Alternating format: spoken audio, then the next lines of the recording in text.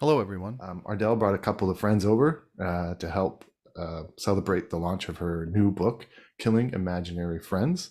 Um, for We're the those real of you, friends. we hope. I don't know, with virtual and AI nowadays, you're just assuming we're real. So, for those of you who don't or may not know me, I'm Eric D'Souza, and it's my pleasure to be your host today. So, Ardell brought a couple of friends over. Joanna Vanderbloe, who we could guess she knew from the island. It's not a small island by any means, but you can guess where they became friends from. Her story of how she met Hyacinth is a little different, though, and it's one of the kind of things that you read about or we write about. So, Ardell, I know you want to say hi, and perhaps you could also say how you met Hyacinth. Sure. Thank you so much for coming, Hyacinth and Joanna. This is a real pleasure for me. I'm so glad you came. And Hyacinth and I was at a book signing, an art show at LCS last year, and she walked up to me and she said, "Are you in Crime Writers of Canada?" And I said, "Yes," and we've been friends ever since. Yeah. Here in Mexico, who would imagine, right? Exactly. Yeah. She's from Toronto and I'm from Vancouver Island, and there, Mhm. there we were. And it's amazing, but every time I have a book signing, I find somebody that I have a connection with. Down here, I even found somebody from Gabriola Island, that it's just amazing. It's a very, very small world. I know as writers, when we're writing our stories and we're like, this is not believable. How could two people meet like this? We're proof that it can happen. Absolutely, absolutely. So I think we agreed today that Hyacinth was going to start the ball rolling. And so let me start with a bio, and then we'll hear a little bit from her.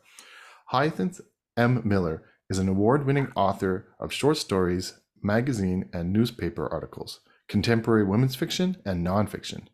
She's been published in Borealis Magazine and Erotica 7, Whispered Words, and Alcineur, The Elements of Romance Anthologies. Her debut novel, Kenora Reinvented, which blends mystery and romance, was published back in 2019. Her current work in progress include numerous short stories, The Fifth Man, Book 2 in the Kenora and now Jake series, and family memoir. Hyacinth is the chair of Crime Writers of Canada and the founding member and past president of the Writers Community of York Region. She belongs to professional organizations, including Sisters in Crime, the Writers Union of Canada, Toronto's Romance Writers, and the Alliance of Independent Authors. So take it away. Thank you, Eric. Welcome, everybody.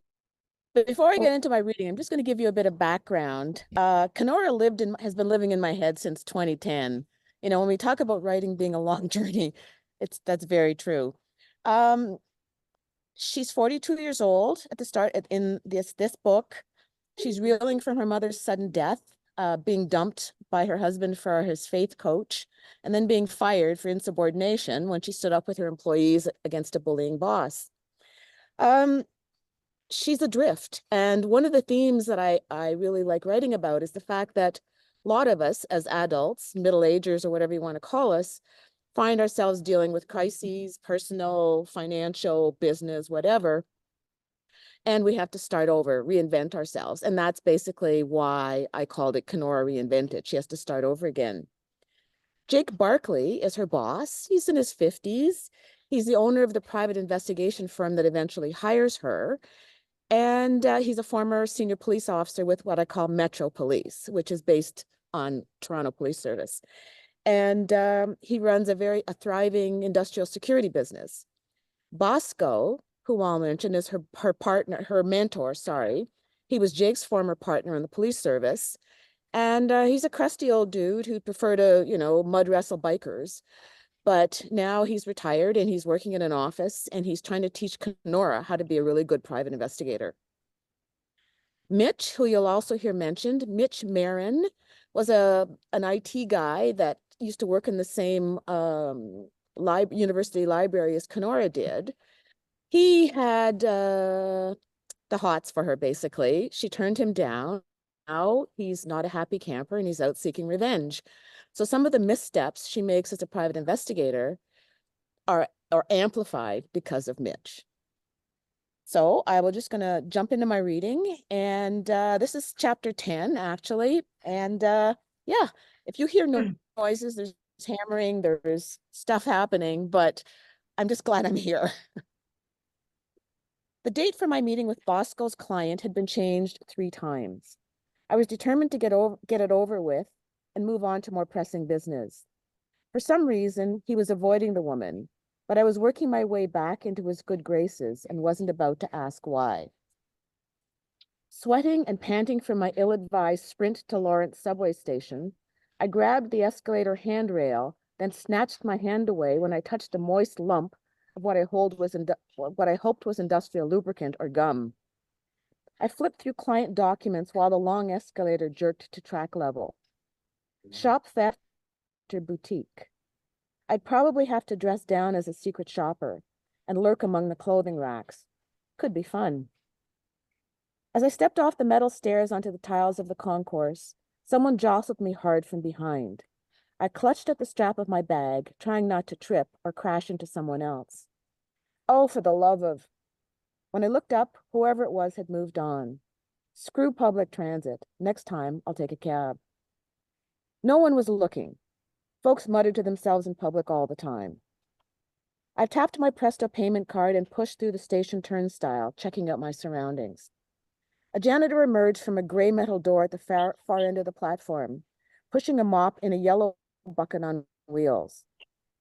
3 guys wearing yellow safety hats equipped with blue flashing safety headlamps were poking around at track level. 2 yummy mummies pushing twin racing strollers stepped out of the elevator, deep in conversation. A white-haired gentleman in a jaunty striped tie and blue blazer nodded as he tapped by. A few feet away, a man swathed in a long dark coat with a flat cap pulled low over his forehead slouched against the tiled column by the payphone, staring at his scuffed Doc Martens. A coat? In June? Well, that's taking Goth too far. A stray impression skidded across my consciousness, then was gone. I stood behind the yellow line about halfway down the platform and buried my head in the file. Startled by a burst of noise, I turned to watch a gaggle of girls wearing t-shirts and low-slung skinny jeans clattering down the stairs. They gathered at the south end of the platform, squealing and chattering like foul-mouthed magpies. A short distance away, a trio of young men in skater shorts and baseball caps jostled side by side, thumbing their smartphones. A rush of oily, cool air and the squeal of brakes signaled the train's arrival. Ah, one of the gleaming new ones. Maybe I'd get a seat. The maintenance guys swung red lanterns, then pressed themselves against the tunnel walls. The train slowed to a crawl. My habit of taking 2 steps closer to the station wall saved me. I was snapping the clips on my bag when someone behind me shouted, "Hey, watch out!" I swung around and glimpsed a wedge of unshaven brown cheek between the folds of a dark hoodie. The man shoved hard against my right hip. I was propelled forward, arms windmilling, fighting to plant my feet on the bumpy yellow warning strip at the edge of the platform.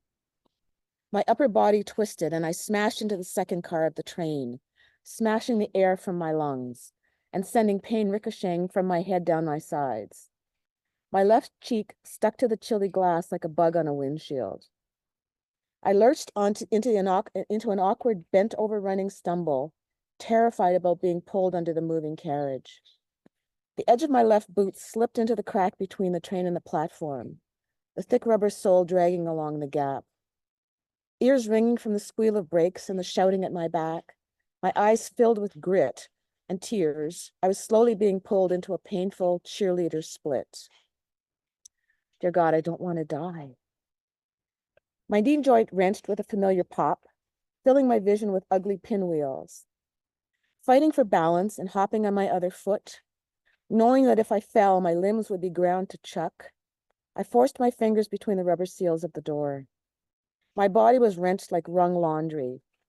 There was a slight rocking as the subway car settled to a halt. Sucking air, I released my death grip, and as I began to slump, met the wide eyes of a pair of women passengers wearing nurses' scrubs. The doors hissed open. I collapsed on top of my messenger bag with my upper body splayed on the train floor and my lower body on the platform. My ankle was still trapped.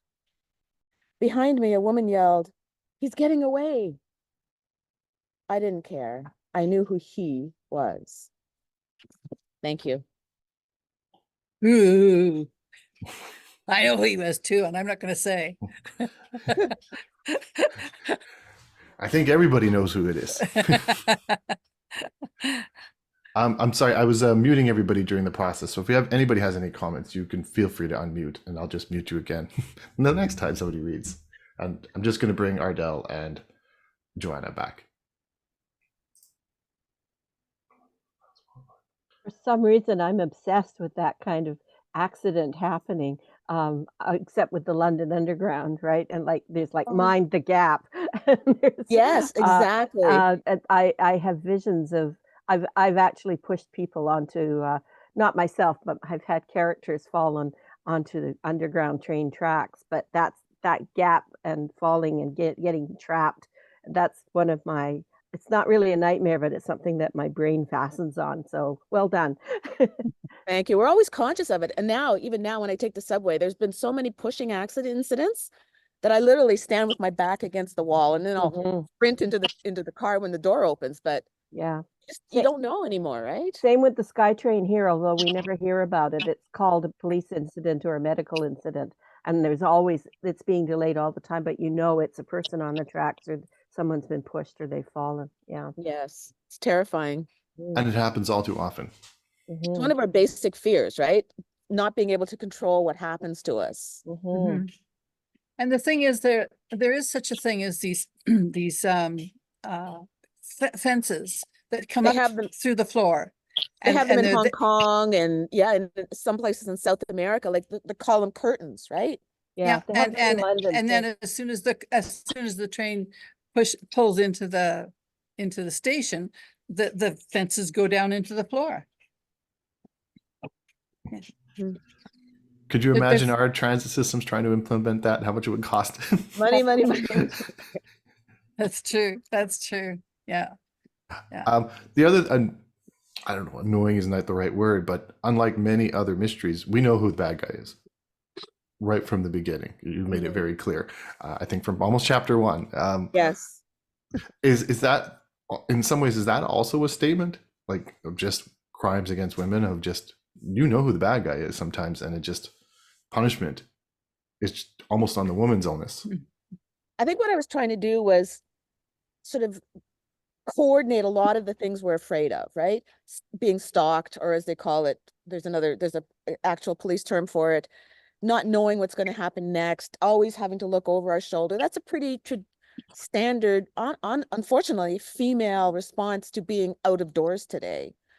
And I wanted to build on that, but also I link it to her making what I call rookie mistakes by not being aware of her surroundings, right? Not following Bosco's injunctions to always think dirty, always scan your environment, right? And that's something she has to learn because she doesn't start as a cop. She came into this, she was a library manager. So these are things that she stumbles with and gets into trouble with. Right. And the thing about him is that even though you know he's out there, it always catches her off guard because the things he does are so unusual. And she's a bit Yeah. naive in a way. Yes. You know, Yes. we tend to be trusting, and that's what I built on as well, that he pops up in strange places. Yes. So I know you're working on the fifth man, Mhm. and we're all waiting for it, but is she still going to be naive? No, this takes place 4 years later. She's settled into her routine and her job. She's had some really good successes. And in fact, I won't disclose at the end of the book, but she does in fact learn to trust. But now, in the fifth man, it's her mother who's betrayed her. Her mother, who's been dead for 5 years, but had left a box of documents and materials at Kenora's best friend. This is a long intro. Kenora's best friend's family's villa in Italy. and they stumbled across it when the house was being renovated. So she has to now reinvent herself yet again because the documents contained in the box explode her nice tidy little life. She's not who she thinks she is. So that's her next quest. It's not as much investigation cases, although I do bring in some of the old, incidents from the previous book, but she has to find out who she really is. And again, that's a common theme. Who are we really? As we get older, whether we change careers, relationships, we keep sort of regenerating who we are, our public face and our private face. So that's basically what it's about. Do you And find steamy you really, scenes as well. I like writing the steamy scenes. but Because do you, she and Jake are in their late 40s. She's in her late 40s. He's in his 50s. They're adults. They do stuff, right?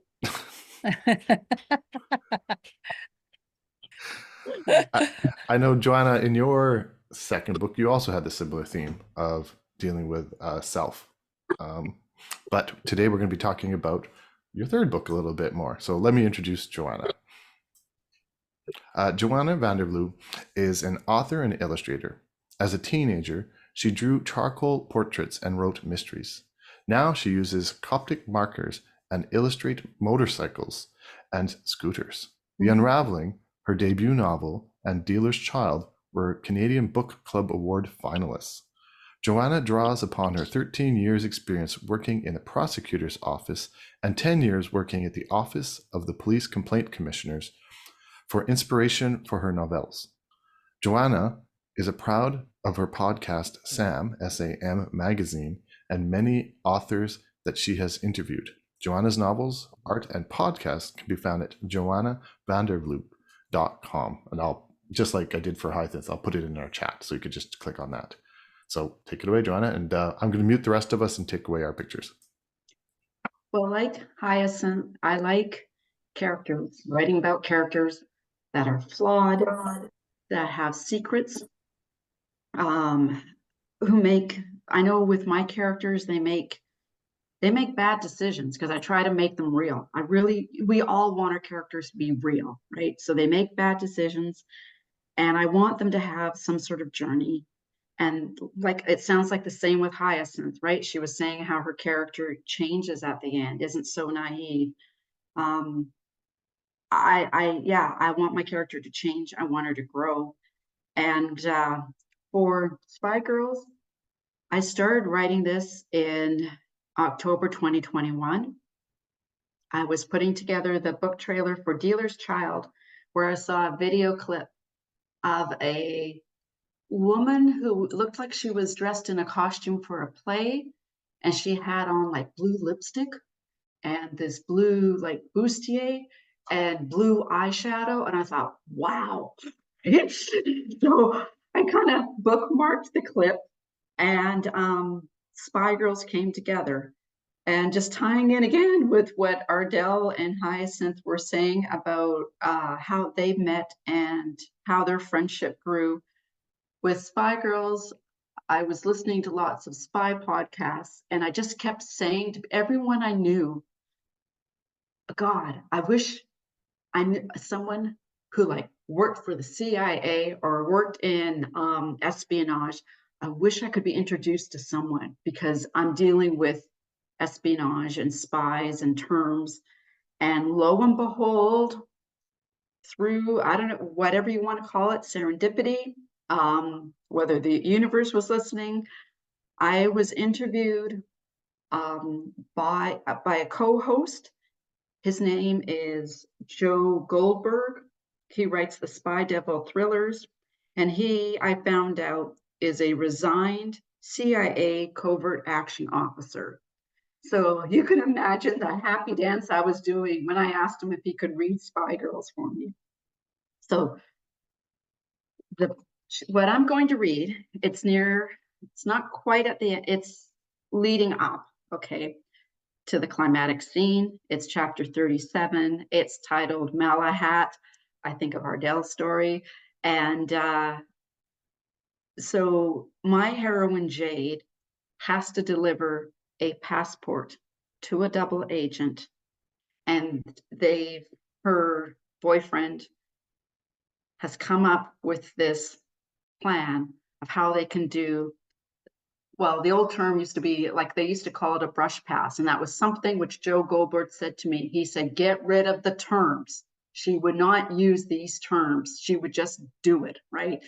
So that's not for me. I'm going to start reading this scene. So she needs to go and give the double agent a passport. Okay. I lost count how many times that evening, huddled over the map, Adam and I went over Operation Cocoa Puffs. It was a simple operation. At midnight, when I said to Adam one more time, he responded, unless you're talking about sex, trust me, you've got this. I had turned to him on the sofa, hands on hips. Are you saying I need more practice between the sheets? He nearly spat out his wine. I never, he coughed, said that. If anything, I'm always game for more practice. And on that note, we crashed onto his bed, ripping off our clothes and reveling in rounds of lust and intimacy. Now, a beautiful sunny morning, I gripped the toilet bowl, dry heaving for the third time that hour while birds twittered outside. Jade, Adam knocked on the door. You all right? No, I wasn't all right. I was about to give a wanted double agent her father's passport. I flushed the toilet and stood. You can do this. Pressing gobs of toothpaste on my toothbrush, I brushed my teeth. I then washed my face, patting it dry with a fluffy towel, peering over its fringe at my reflection. You can do this, I told the petrified face, looking back in the mirror. Another knock. Jade? I pulled open the door. There was no disguising Adam's worry. What do you think? I waved my hand over my body. Red's your color, he said, glancing at the hoodie. Proud Canadian, right? Do you want anything? Coffee, Pepto-Bismol, Gravol? I wanted fresh air. I pushed past and stood on the balcony, looking over the golf course. I'll have some of your Pepto. Lego-sized golfers marched down the fairway. I gazed at the beautiful mountains in the distance. Adam held out a spoon and the pink bottle. I grabbed it and screwed the cap and slugged back a mouthful, wincing at the chalky banana flavor. I wiped my lips with the back of my hand and handed the bottle back to him. That stuff is vile. He gulped a mouthful and twisted the cap back on. He pinned a very tiny camera hidden in what looked to be a dollar store maple leaf pin to the lapel of my hoodie. He looked me in the eye. I'll be able to see everything on my cell. Ready? Let's do this. We left 2 hours before the meetup, taking a number of routes, back roads, Douglas Street, the scenic route along Cadboro Bay Road, to make sure we weren't followed. Adam dropped me off 3 blocks from Urban Grocery. I walked a square pattern on the road surrounding it, making my way to the store at precisely 11 a.m. I knew not to look around the parking lot. I was like every other shopper, picking up a few groceries. I grabbed a buggy and checked my grocery list, which trembled in my grasp. Milk, Oreos, strawberries. Did I get to keep the Oreos and strawberries? I started in the produce department, making my way around tables of rhubarb, nugget potatoes, and oranges. I cruised by romaine, leaf lettuce, packaged salads, and alfalfa. Where the heck were the strawberries? Of course, I picked the buggy with the wobbling wheel, so a rickety sound announced every turn. A produce clerk, stacking oranges into a pyramid, nodded and smiled. I smiled back and found the strawberries. Stop flirting with the produce guy. Adam's voice came in my ears. I smiled again and turned into the next aisle, my buggy colliding with a 40-something man. Hey, watch where you're going, he barked. This isn't the Autobahn. Oh, you have no idea what this is. Jerk, Adam said in my earpiece.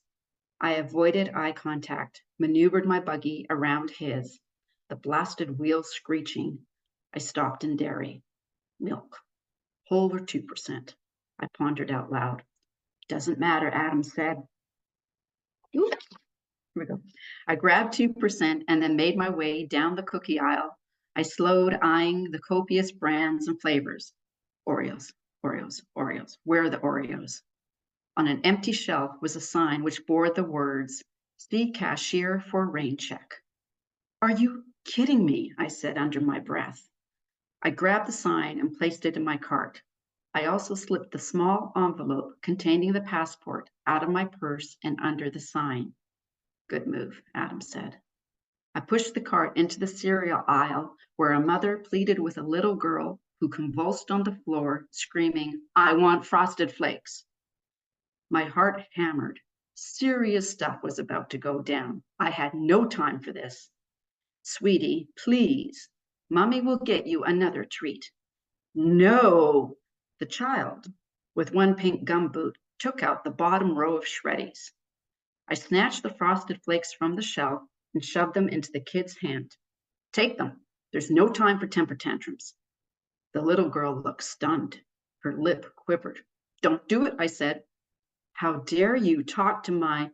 The girl squealed and ran down the aisle. Mom stared. "She's getting away," I said, pointing. Mom ran after her child, and colleagues wondered why I was in no rush to have kids. In Mom's buggy, I spotted 3 boxes of Oreo cookies. Seriously, that kid didn't need any more sugar. I dropped the rain check sign in her buggy, picked out a box and placed it in mine. I plucked a box of Cocoa Puffs from the top shelf, placing it beside my Oreos.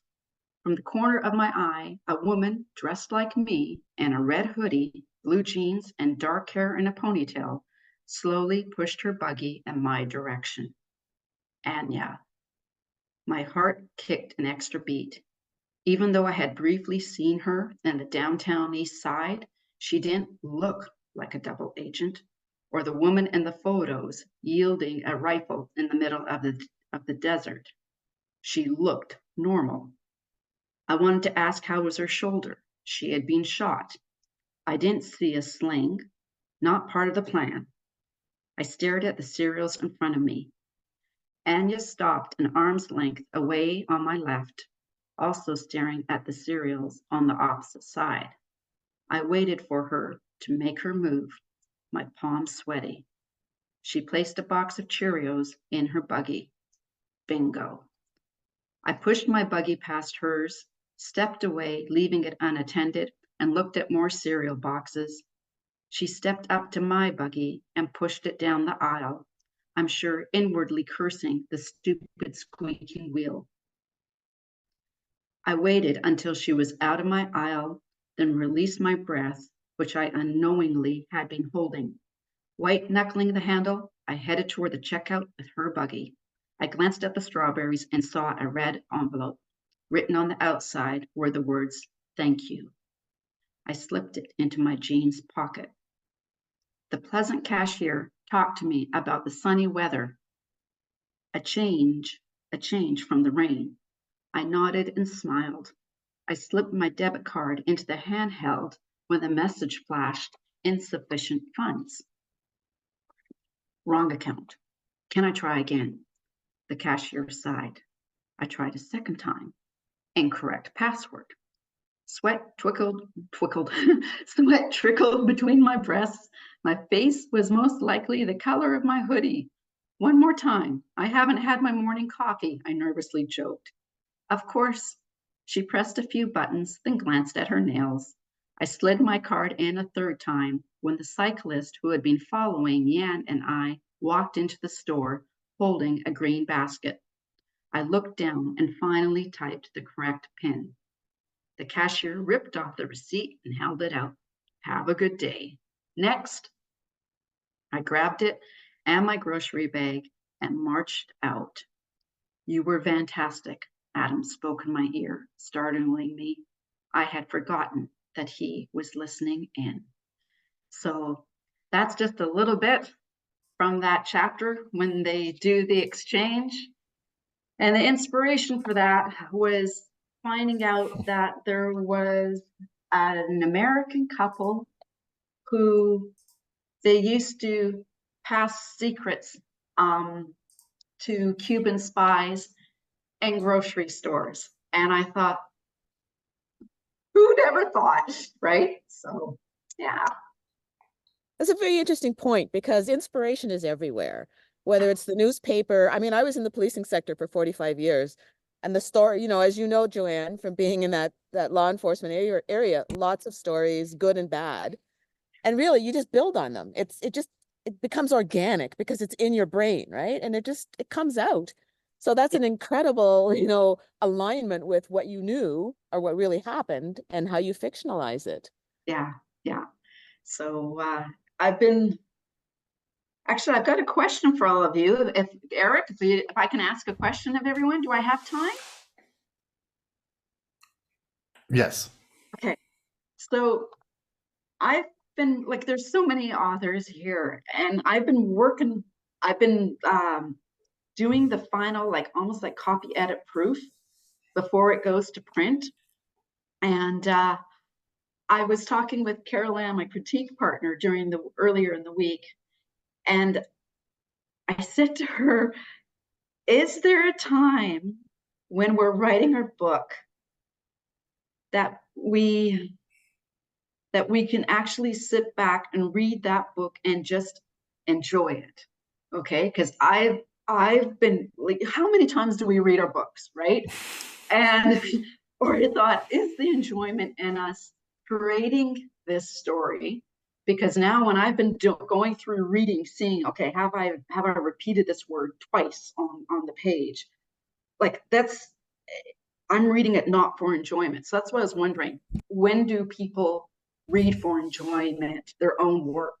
When I'm reading it aloud to people in person. Yeah. Or for me, it was coming down to Mexico because I haven't touched my work since July. The Fifth Man, I have 10% left to write. And I started reading some of the earlier chapters and it's like, oh, I really like this, right? You fall back in love with your words and your characters, but it's been I've been writing it for 5 years. So I think you need that distance, but also you look at it, just open it up like it was just someone else's work. Yeah. And yeah, it does come back, Joanna. Yeah. I think you do need that distance though, because you know, you have two hats, right? You've got your editor hat, writer-editor hat, and then you've got your reader hat. And I don't think you can actually ever read your own work from a completely new perspective because you just can't. But No. that distance is super important. And it's also super important for your editing process as well. So, you know, always get the gap in. But yeah, 2 years later, go back and read your book. That's why I Because marvel at some of these people who crank out a book a year. Like, when do you get to feel what you've written? Like, you can't. I don't know. I couldn't do that. I mean, I'm not a slow writer, but I'm a slow editor and finisher. after it's gone to PDF, then I kind of relax because that's what I'm going to put up on Amazon and D2D. But the thing is that you've always got that fallback that you can change up to 10% before you have to get a new ISBN. And, you know, you can fix mistakes if your readers, you know, tell you about a total contradiction, you can go in and fix it and upload the manuscript again. Nothing is ever carved in stone, but I do find that when I'm reading my own work, that if I cry all in the right places and laugh all in the right places, then I'm pretty satisfied, and I move on. It's like a gift, actually. You know, as you say, when you laugh, you're reading something, you go, oh God, that's really good. It's funny. It's like, okay, someone else will enjoy it too. Yeah. Well, I'm finding as I'm reading, I'm like, oh, when did you write that? Like, it's just like, oh, okay, you know, and with how it ends, and now that I've read it all the way again through, I've been working on a time travel, and I'm thinking, poor Jade, she's on a plane. I don't know when I'm going to get to her now, back to her, but I will. But she's going to be on this plane for a while. Right? A few years. I think we've all do that a little bit too. Is you were mentioning even how you got inspired by your third book while writing your second book. It's the creative mind of ours just wants to keep creating. And Yeah. sometimes the hardest thing is to focus. Oh, Right, right. the squirrel mind, right? Yeah. I think I have 3 half-finished books because I'm just like, oh, I'm getting bored. Pick one. Pick one. Plug away at it. Sometimes it is a slog, right? Because you know what Yeah. should be there. You've done the workshops, you've done the online, whatever, but it's just like it's not coming out because it's not alive in you, I think, right? Mhm. Yeah, I think we all probably, from I know you guys, you all sort of also have a passion project of writing about somebody in your past, either your own mother, stepfather, and then that takes away your imagination a little bit because it's like, I want to do this now. So my grandmother's story is about half finished, and then just like for marketing purposes, I have to keep writing my mystery. But the passion part of me wants to like do that historical dive of what happened to these people. But those passion projects do take a lot of energy, emotional energy. Yeah. Mhm. Whereas when you're writing fiction, yes, you're invested in your characters and their adventures, but it's sort of at a distance. Whereas a personal project, it's hard. It's hard. Mhm. Well, somebody doing something new brings us to Ardell today. So Ardell, along with her husband Patrick, had 2 children while adventuring in aviation, mining exploration, and the wild rice lakes of northern Manitoba. She worked as a medical office assistant, a videographer of family albums, and a seamstress for well-coordinated square dancers. Now, she summers in Vancouver Island, and as you can see, she winters in Mexico. This ideal tranquility somehow inspires Ardell to write about brutal murders, kidnappings, missing children, fatal car crashes, and general mayhem. She's written 3 books in the Samantha Bowers series. She claims to be done with Samantha because Samantha has found her happiness, but we'll see where that creative mind takes us. But for now, let's talk about killing her imaginary friends. Thanks, Eric. Killing Imaginary Friends is the first in a new series called the Oliver Frampton Mystery Series. And my heroine, Oliver, the book starts off when he's 8 years old. What does a boy do when his imaginary friends never die? So we pick up Ollie's story the night of his disastrous 8th birthday. What a crappy birthday. Ollie's eyes burned with tears. He stumbled up the stairs back to bed, his pajama sleeve wet and cold against his nose. Even with the storm outside and his door closed, their angry voices pierced his ears. His Iron Man pillow wrapped tight around his ears wasn't much help either, but it smothered his sobs. Deep under the covers, he hunched his shoulders as high and hard as they would go. His breath struggled past the lump in his throat. A door slammed. Mom's really mad at him now. He had woken Ollie out of a sound sleep with his bellowing. Ollie, hey, Ollie, wake up. Come on down and blow out your candles again. Groggy, Ollie had rubbed his eyes and shuffled downstairs, the floor cold on his bare feet. He pretended not to notice the beer on his dad's breath when he hugged him, but he couldn't help pulling away. The stubby candles looked stupid in the lopsided leftover cake. When Ollie blew, a little spit came out. Even though his mum shook her head and mouthed, "It's okay," his cheeks felt hot.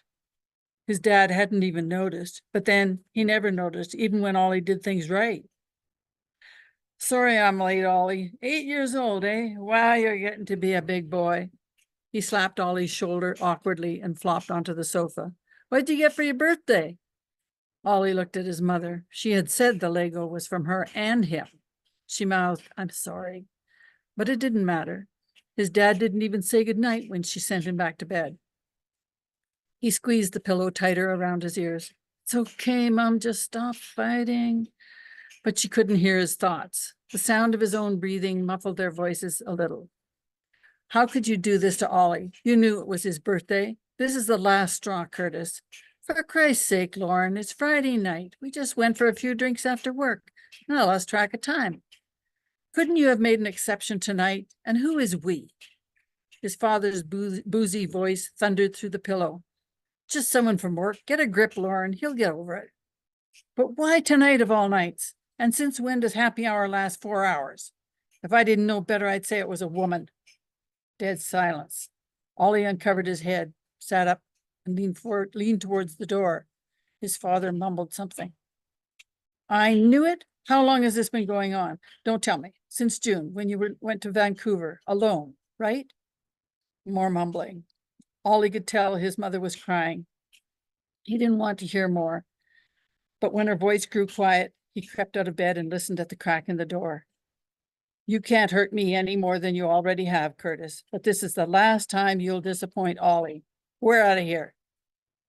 So we're going to just step back a little bit because Lauren is in a bit of a flap and she has to get Ollie packed and ready to go.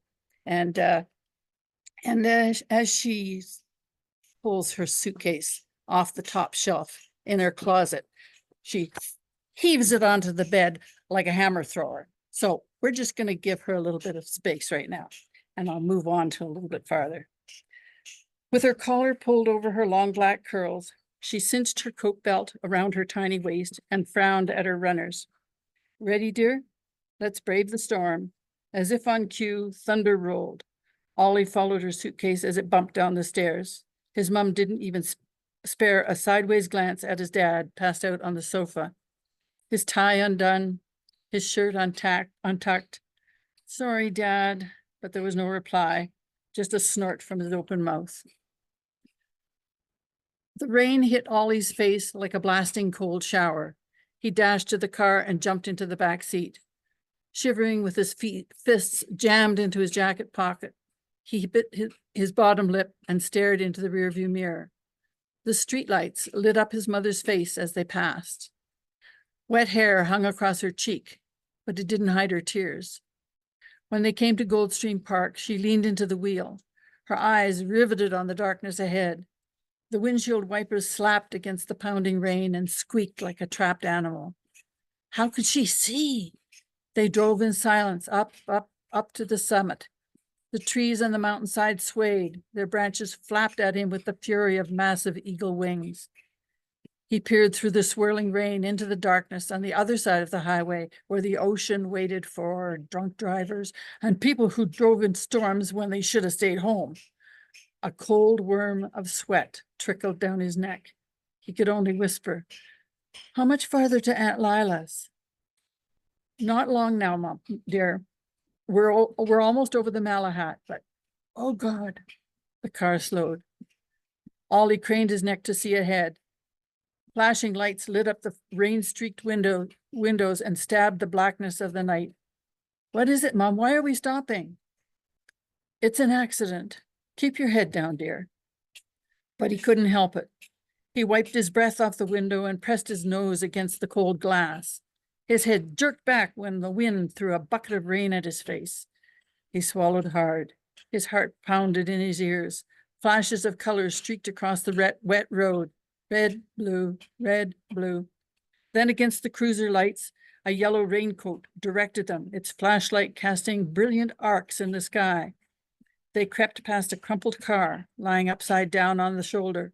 Shattered glass strewn everywhere glared red and blue. Ollie couldn't blink, and he didn't dare breathe or he'd fog up the window again.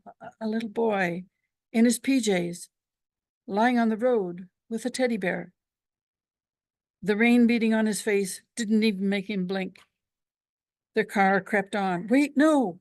Ollie spread his hands on the window, almost pushing his forehead through the glass, but the little boy's eyes disappeared under a ghostly white sheet behind other yellow raincoats.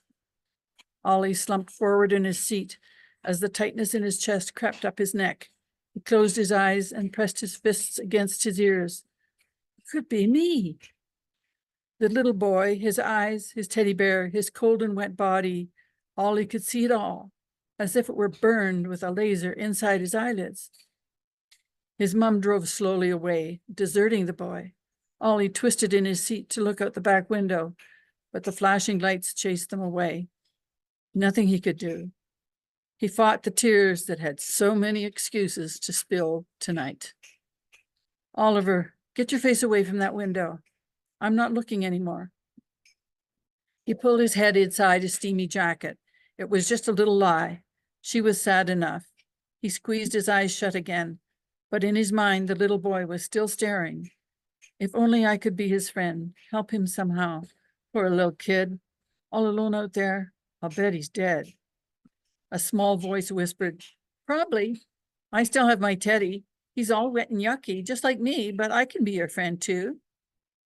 Ollie's head popped out of his cozy jacket shell, and his gaze froze on the little boy sitting beside him. The little guy shrugged and hugged his soggy teddy bear. Ollie blinked and blinked again. How did you get here? As soon as the words were out, he slapped his hand over his mouth. His eyes darted to the rearview mirror. Panic squeezed his throat. But his mum just leaned over the wheel and peered into the darkness beyond the headlights. What did you say, Ollie? Nothing. Just wondering who that was in that accident. Again, the little boy just shrugged. That was no help. Did you see someone back there? Ollie's heart almost jumped out of his chest when his mother looked at him in the mirror, but she didn't see the little kid sitting right beside him. No one, just a teddy bear on the road. He cringed. I shouldn't have said that. He opened one eye to check the little boy. Still there. Oh, Ollie, you weren't supposed to look. It might give you nightmares. No, duh. Ollie yanked his eyes away from the kid when his mother glanced at him again. Like a thug in a back alley, Ollie whispered out the side of his mouth, his eyes darting from the mirror to the kid. Are you okay? The boy looked down at his PJs. I guess so. His voice seemed loud in Ollie's head, but his mom didn't seem to hear it. Again, Ollie checked the mirror. Nope, she can't see him, and she can't hear him, maybe. Ollie zipped his mouth with his fingers, and the boy did the same. Lauren, as it turns out, their visit to Aunt Lila's would be permanent. And it all came unzipped when on Ollie's first day in grade 3 in a new school with no friends except for PJ. Well, PJ's sudden appearance in class caused Ollie to react verbally and physically. And these 3 third graders teased and bullied him mercilessly. Much to his chagrin, on the way home that day, a very tearful Ollie was rescued by a pretty high school girl, Alex, when he crashed his bike in front of all the other kids. But there was one kid in his class who didn't tease him. Her name was Sydney. And she understood Ollie because she talked to the dead too, her mother. I'm going to read a little bit from chapter 4. Sid walked her bike, Sid is Sydney. Sid walked her bike out the back gate beside him. His head pivoted from her to the corner and back again until she bumped her front wheel into his. What's up, Ollie? Huh? Oh, I want you to meet someone. She should be here any minute. They didn't have long to wait. Alex rounded the corner from the high school with Georgia, her so-called friend. Ollie avoided eye contact with her. He rolled his eyes so that only Sid could see. Georgia's a phony. She teases me when Alex isn't around. Sid nodded like any good co-conspirator would. Georgia looked down her nose at Ollie and turned toward Connie's cafe with an over-the-shoulder glance at Alex. Catch you tomorrow. Alex nodded and sidled up beside Ollie. Who's your friend? This is Sid. She's in my class. Hi, Sid. You aren't one of the bullies, are you? Alex's eyes twinkled. No way. We got stuff in common. Sid's bike wobbled, so she balanced with her toes on the ground. Stupendous, like what? Alex nodded at some high school kids jogging past. We both talk to the dead, or the ones we wish we were dead. Still touching the ground with her toes, Sid waggled her head, making the pink pom-pom on her toque bob. Ollie shook his head at Alex. His eyeballs felt like they were going to pop out of his head. Oh, no. Alex grinned at him. It's okay, Ollie. I do too. She waved her arms in the air and spun around to smile at the joggers. We're all freaks. They half turned and waved. Ollie almost swallowed his gum. No way. Who do you talk to? Who's dead? Well, like my parents. I talk to them a lot when I'm mad at my foster parents, especially now that we have to move. You're moving? When? The taunts of the bullies grew louder in his head. The chill wasn't just the December wind. Had he just made one friend, only to lose another? Alex walked backwards in front of the bikes. Not till the end of term. I wish I was 18 so I wouldn't have to go with them. Sid gave Ollie a comforting look and shrugged. That's 6 months away. And with no hesitation, she asked Alex, who else do you talk to that's dead? Ollie's head reeled. How can she go on and on like that? Alex became solemn. I talked to this little boy who died. I guess I imagine him looking down on me whenever it rains. So I look up into the rain and I tell him how sorry I am. I kept him out too late one night last summer when I was babysitting him. Ollie's chin dropped. What happened? He looked at Sid, struck speechless, but for entirely different reasons.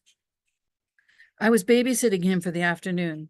We went to the park, but it started to rain really hard, so I took him to a movie.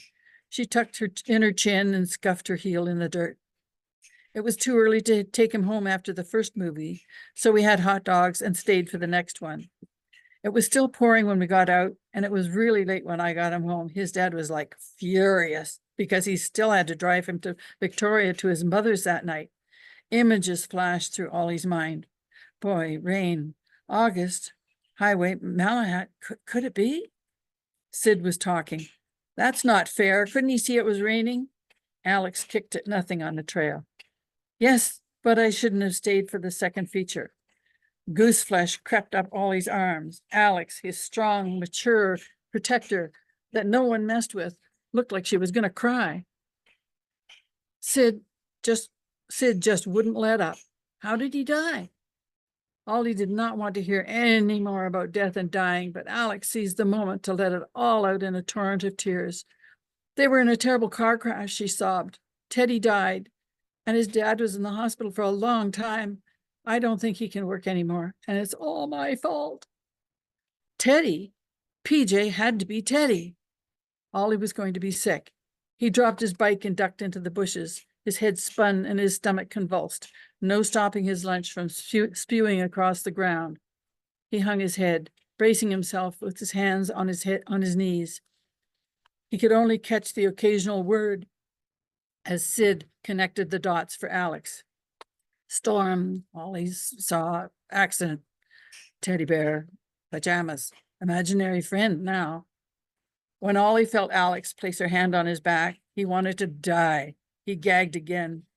I knew there was something special about you, Ollie. I think it's superlative you have this cosmic gift. She kept stroking his back. When I talk to Teddy, I don't have any sense of connection like you do, though. Would you tell Teddy, how sorry I am? She sputtered. How terrible I feel. I have nightmares. Is he mad at me like his dad? The taste of bile made Ollie spit. He turned. Tears streamed down Alex's cheeks, leaving black trails under her eyes. And there stood Teddy, reaching for her hand. The setting sun broke through the clouds and filtered a golden glow through the trees. He's smiling at you right now. But as the months passed, Ollie's problems with Teddy would only get worse. Just going to read you a small portion of chapter 5. April showers bring May flowers, Mom said. Sid crouched beside her mother's headstone and chucked the dead stems over her head. Ollie passed her a handful of fresh flowers and sat on the cool grass beside her, hugging his knees. Do you think she likes these flowers? I know she liked them when she was alive. She grew them in our garden, but I can't take them from there in case Cruella sees me. Did your mom know Cruella? No, but my dad knew her from the gym. Do you think they, knew each other really good? I'm pretty sure. She even came to Mom's funeral. Ollie jumped up. I got an idea. You should introduce them. What? The way we talk to them, like I talked to Teddy. He looked over at Teddy, who was playing on a flat gravestone. We'll help you. Right, Teddy? Teddy dragged his bear over and looked up at Ollie for his cue. Sid nodded. Right. She positioned Ollie on one side of the grave with herself on the other. She looked towards the foot of the grave. Okay, Cruella, you stand there so Mom can get a good look at you. She glanced at Ollie. I don't suppose you can see her there, can you? He shook his head vigorously. She's all yours. Sid shrugged and addressed her mother's headstone. Mom, this is Cruella, my wicked stepmother. She stuck her chubby finger at her stepmother. You don't get to speak. She looked at the headstone. Mom, did you know that Cruella went to the same gym as Dad? Yeah. And did you see her at your funeral? She's got some balls, right? She looked at Ollie for confirmation. Ollie grinned. Yeah, some balls. He reached towards the headstone and pretended to shake hands. Nice to see you again, Mrs. Wheeler. We brought you some flowers from my Aunt Lila's garden. Sid says they're your favorite. Sid was really getting into her role. You remember my friend Ollie and that little guy? She pointed at the ground beside Ollie. Teddy is Ollie's dead friend. Maybe you've met him. He's only 4. Ollie looked at Teddy. Wave at the nice lady. Teddy waved. A voice startled Ollie, making even Sid and Teddy jump. So that's where my flowers are disappearing to. Ollie wheeled around. Aunt Lila, what are you doing here? I could ask you the same question. We're just visiting Sid's mom. Well, I'm visiting your Uncle Arthur, but I didn't bring him any flowers because his favorites were all gone. She pointed at the vase in front of Mrs. Wheeler's headstone. Sid reached down and yanked them out of the water. I'm sorry, Mrs. Forrester. Here, take them to Uncle Arthur. Aunt Lila chuckled. It's all right, Sydney. I'm sure he'll understand. She turned to walk back to her car. We'll see you two back at home for supper, Ollie. Sid looked confused. Dad, did she just invite me for supper at your place? Ollie had a sinking feeling in the pit of his stomach. I don't think so. I think she caught me talking to Teddy again. The back door squeaked a bit when Ollie got home from the graveyard. He winced. Aunt Lila could be waiting to grill him about Teddy. He hesitated, then snuck upstairs. Her voice floated from the kitchen just as his mom opened the front door. Lauren, I want to talk to you about Ollie before Ollie gets home. Ollie heard a heavy sigh. All right, what has he done? He sat at the top step and listened. Apart from taking flowers from my garden, it's his acting out. I went to Arthur's grave today, and he was there with his little friend Sydney at her mother's grave. He took your flowers to the cemetery for Sydney's mother's grave? Yes, but, oh, that was sweet of him, but Ollie should have asked. I know. I'll have to speak to him about taking things without asking. You're not listening. That's not the worrying thing. He's still talking at inappropriate times and places. You mean to that teddy bear? Yes, but it's the whole play acting thing he does. What was he doing? He and Sydney were acting out some conversation with her mother, with someone who they pretended stood at the foot of the grave. Ollie was standing to one side of the grave, and he was talking to Teddy, who was supposedly on the ground beside him. But here's the thing. He didn't have that teddy bear with him. Oh, Lila, I think you're making too much of this. Children play act with imaginary friends all the time. Well, what about that call you got from his teacher? He's doing this in class. Not just when he's by himself, but when other kids can see him. Lauren, he's being bullied because of this. I spoke to him about that. Sydney does the same thing. And apparently there was an older student who stuck up for him. He really doesn't seem upset about all this. What do you expect me to do? It all started when you moved in here. Did he have imaginary friends when you were with Curtis? Well, he would play act with action figures and trucks and planes, but that's perfectly normal. But they weren't imaginary, Lauren. That's the thing. Listen, I have a friend, Christine Hunter, who's a retired psychologist. She still sees some patients from home. Why don't you have her talk to Oliver just to see if there's any underlying trauma he's trying to work out? You really think Ollie has a problem? I don't know, but wouldn't it be better to find out? Ollie tiptoed down the stairs and out the back door, only to turn around and stomp back in. Stomp back in, let me see, where am I? Oh yes, okay. That night, Ollie couldn't sleep. Moonlight streaming through the window lit up his room. He sat up in bed and smacked Teddy with Brad's bear. Wake up! Teddy rubbed his eyes. What? Aunt Lila talked Mom into having my head examined. What for? She thinks I'm nuts because I talked to you. That's crazy. Ollie's mouth fell open. That was stellar. He fell back and jammed the bear's head into his mouth to muffle his laugh. Teddy rolled around on the bed howling. Shut up, Teddy. You want to wake up the whole house? Ah, they can't hear me. I can laugh loud enough to wake the dead. That was too much. Ollie laughed into his pillow till his sides hurt. All this stifled laughing was tiring. He rolled over and yawned. You took the words right out of my head. But in the morning, Ollie awoke, uneasy about what Aunt Lila had talked his mum into. He called Sid first. She agreed that Alex would know what to do. The sun was warm on his face as he biked over to Alex's house. Alex opened the door and smiled. Hey, what's up? In a loud whisper, he said, I need to talk to you and Sid about something. Alex retrieved her bike from the backyard and they sped off to the duck pond to meet Sid, who pulled Ollie down onto the bench by the sleeve. What did your aunt say about the cemetery? She thinks I'm nuts. Ollie scowled. Alex held up her hands. Whoa, start at the beginning. What happened at the cemetery? Sid's and Ollie's exclamations collided in midair until Alex zipped her lips at them. Hold on. You conjured up Cruella de Vil to be part of this? Ollie slapped his forehead. No, silly. That's just what Sid calls her stepmother. We wanted to introduce her to Sid's mom. Sid's head bobbed. Right, because I figured my dad and her were fooling around before Mom died. I want to see her squirm. Okay, so the gang was all there. I'm guessing your aunt caught you. Yeah, she heard me talking to Teddy. So now she's got your mom, like, all worried. Right. What am I going to do? She's going to send me to some doctor. Ollie's eyes filled with tears. Sid rolled her eyes. This is not good. They sent my cousin to a shrink because he was acting up in school and wouldn't listen. They gave him some medicine that made him all dopey and stuff. Alex shook her head and placed her hand on Ollie's back. This is not the same at all, Sid.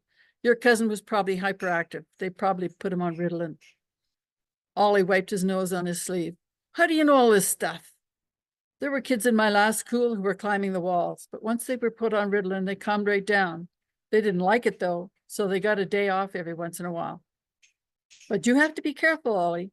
Ollie didn't think he was squirrely, but he sure felt like climbing a tree and staying there. What do you mean? You're different. You're different from those kids. You're just talking to a dead boy. We have to figure out what you should say. Alex put her finger to her chin and looked at the sky. Sid swung her feet around and sat cross-legged. Would it help if Ollie tells them that I talked to my dead mom and Cruella when she's not there? I don't know. Do you see your mom when she was sick and dying or when she was healthy and pretty?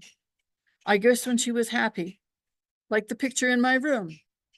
That's not the same as Ollie. He sees Teddy the way he died in a car crash. Her eyes opened wide and she jabbed her finger at him. And you definitely can't tell her that. Ollie slid off the bench beside Teddy and flopped onto the grass, his whole body limp with despair. I'm doomed. Ollie has no idea the torment and grief the next 12 years will bring. You know, as I've been reading it, Ardell, you tell us right in the title it's an imaginary character or imaginary friend, but PJ, who becomes Teddy, sure sounds like a ghost. Is there any possibility, or is it in your mind it's set? Because even as I continue to read it, and I'm almost done, it's like, this could be a ghost. Well, I don't know. I've never met a ghost, so I don't know how ghosts act or what they say or what they do. And the thing is that Teddy doesn't know anything that that Ollie doesn't know. I think if he was communicating the way it sounds, and Ollie said, well, what's your name? He would have said, it's Teddy. And he would have said, no, it was just my dad in the car. It wasn't my mom and dad, you know. So he wouldn't be constantly asking Ollie to find his mother, because Teddy knows that it was his father in the car. So Teddy only knows what Ollie knows. So I don't know. I don't know. And I wrote it. I don't know.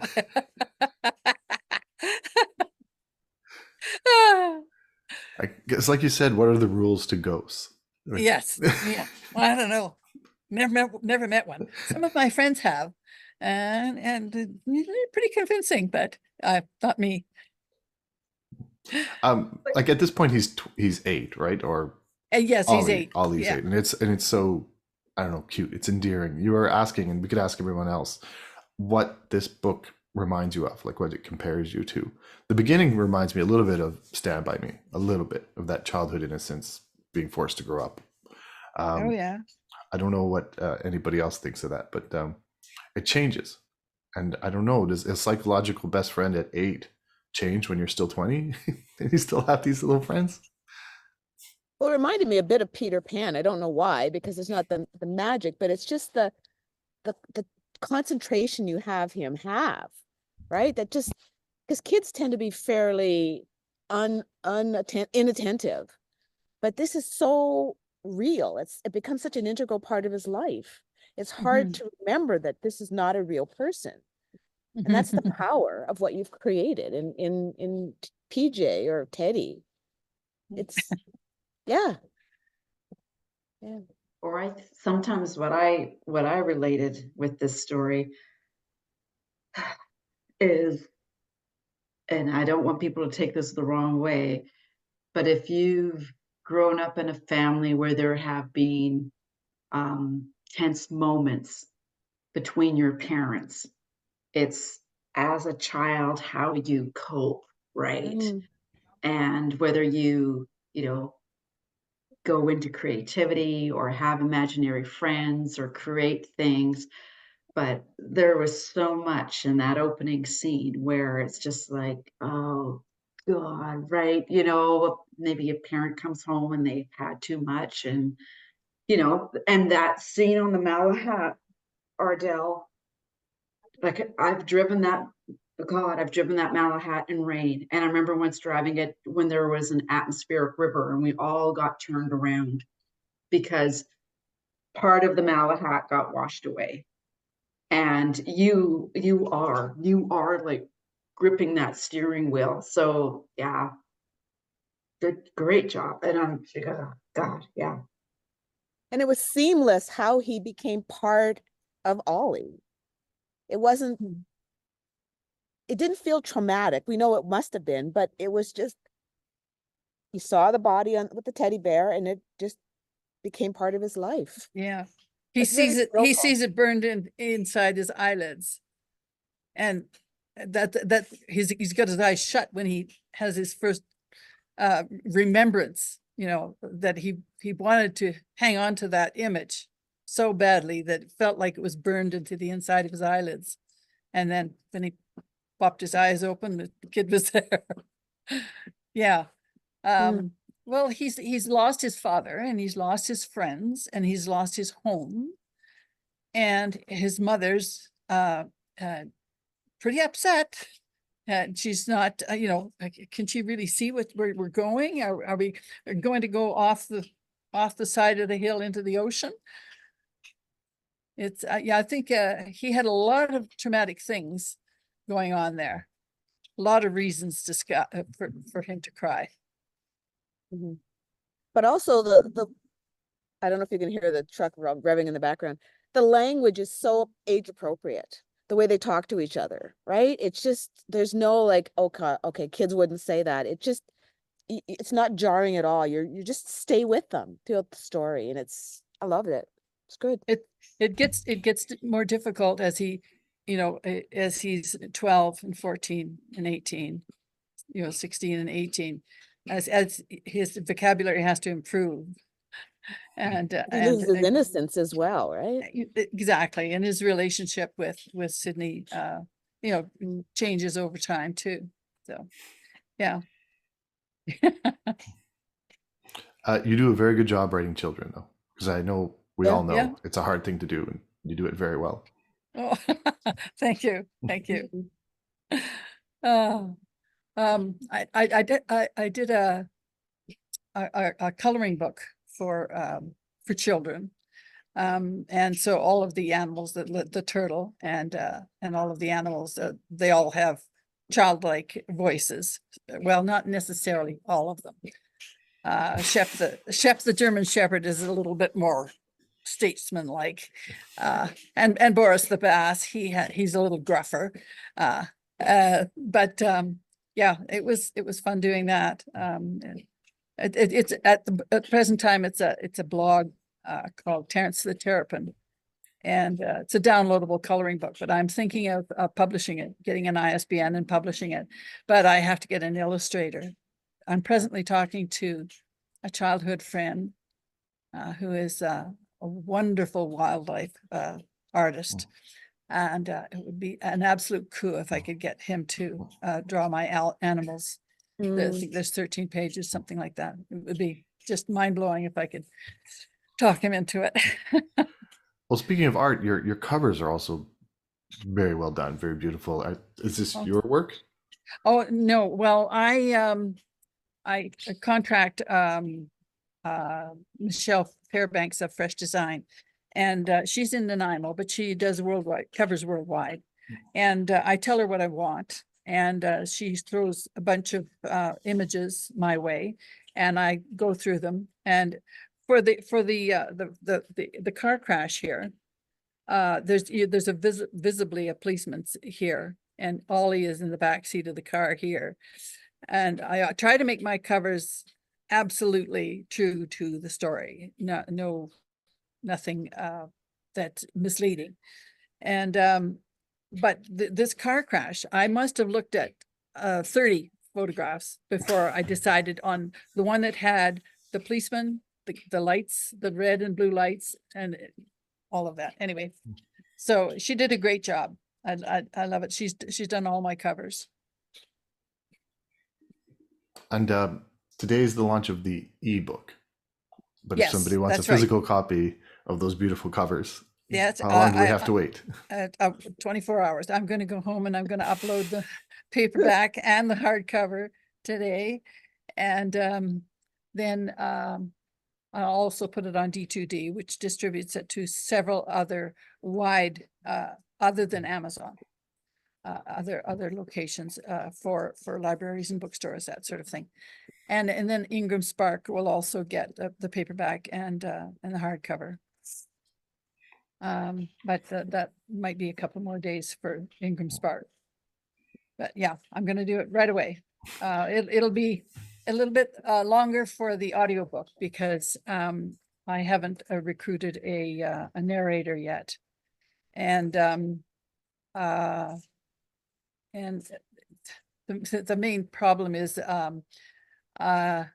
in last November, when I should have been doing the second book in the sequel, I instead of that, I wrote the screenplay for this, for Killing Imaginary Friends. And I just happened to have a screenplay doctor in the park where I'm living right now. So she's anxious to have a look at it.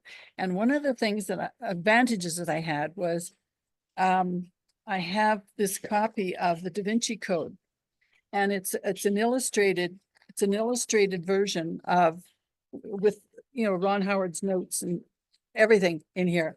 And so what I tried to do with my screenplay of Killing Imaginary Friends was to pace it similarly to the Da Vinci Code. I don't know how well I've done that, but anyway, we'll see. I know now it's time to do all that publicity, but I know you did something earlier on with Joanna, with Sam Yes, Magazine. Joanna, you talk about it.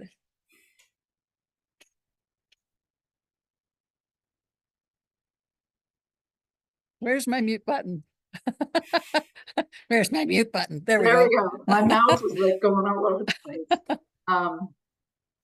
With the podcast, first, thank you, Eric. Thank you, Ardell, for inviting me. I've never been a special guest anything. Okay. and thank you, Eric, for hosting this. Thank you. I used to interview authors, and it's a lot of work, Eric. That's why I say thank you. And what I found was, with my schedule, reading short stories or reading like a first chapter is easier to work into my schedule. So when Killing Imaginary Friends came out, or Ardell sent me like the PDF, and I was just hooked by that first chapter, just hooked. And as you're talking, Ardell, I'm part of me in the back of my head is thinking, I hope he never ever loses PJ. Right? I hope he never ever loses him as a friend. So yeah, it was fun. And it's what I never expected when reading a short story or reading a first chapter. And it was after I read the first one, was that, you know, you're taking an author's work. The author has, I think it was yours, Winona. It was your story was the first one, Herd Maintenance, that I read. And, you know, the author has their own version of the character's voice in their head. And then now you're giving it to another person who reads it out loud. And that person, like I'm reading it with how I imagine that person's voice to be. And after I read Herd Maintenance and I started to get a few more, I thought, okay, I'm just really grateful that authors trust me to read their story, because I would feel bad if I read a story and it didn't come across as how the author intended it. Does that make sense? Maybe I need more coffee. Right? No, that's an You- interesting point, because when we read a book, we sort of categorize the characters, Yeah, whether the way they look, the way they sound. And then often when you go to a movie, it's like, no, that's wrong. yeah, That's not who they really are. So yeah. that's, again, that's an incredible talent to be able to make it livable for you, the reader, as well, you know, coming from the pen of the author, if you will. Yeah. And like Carol Ann, she had at the Murder at the Acropolis. And it's just, it is so cool when I'm literally I'm sitting here and I wonder what my neighbors think, because you can't help it. You start reading this work and next thing you know, your hands are going like this and you're making all these actions as you're reading because you're getting into it. And that's really cool. It's a highlight for me. And just every time I post an author story or a first chapter, I always try to remember to say thank you, because basically the author is trusting me with their words. And I just want to make sure I get that across, their intentions, their voice across as best I could. Right. Oh, So, I loved it. I loved it. Thank good, you so much for doing that. good. I also had another podcast with PJ Bevins, and she has. I'll put that up in on social media, and I'll put it up on my YouTube channel as well. She's she I met her through the Creative Academy for Writers, and she was an elephant keeper in Seattle, and now she's an elephant keeper in Hawaii. And but she continues her work with a dietary and exercise website called ZooFit.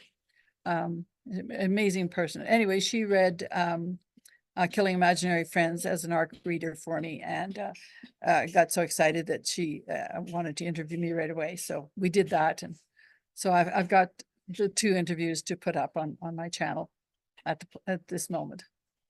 Thank you so much too.